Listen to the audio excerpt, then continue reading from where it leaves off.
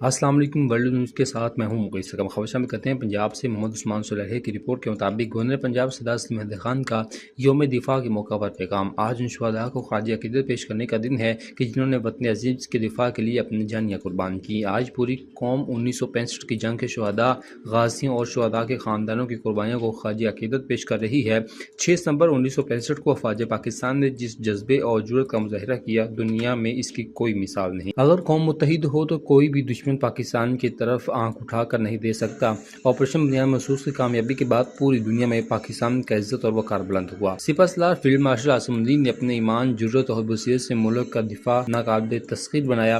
افواج پاکستان نے ہر مشکل اور نازک وقت میں وطن کے دفاع اور بقا کے لیے کسی قسم کی قربانی سے درگزر نہیں کیا۔ 6 ستمبر کا دن اس بات کی گواہی ہے کہ ملک پہ جب بھی کوئی مشکل کا وقت آیا، ہم ایک قوم ہیں۔ اس قوم نے وطن عزیز سے استحکام عدوام کو اپنے باہمی اختلافات اور مفادات پر ہمیشہ ترجیح دی۔ آج ملک سیلاب کی ہولناکیوں اور تباہ کاریوں سے دوچار ہے۔ ہمیں اس موقع پر اپنے جذبے کا مظاہرہ کرنا ہے اور ایک قوم بن کر سوچنا ہے۔ ہمیں اپنے سیلاب زدگان بہن بھائیوں کے لیے تمام تر وسائل کو بروئے کار لانا ہے اور مصیبت زدگان کی ہر ممکن مدد فراہم کرنی ہے۔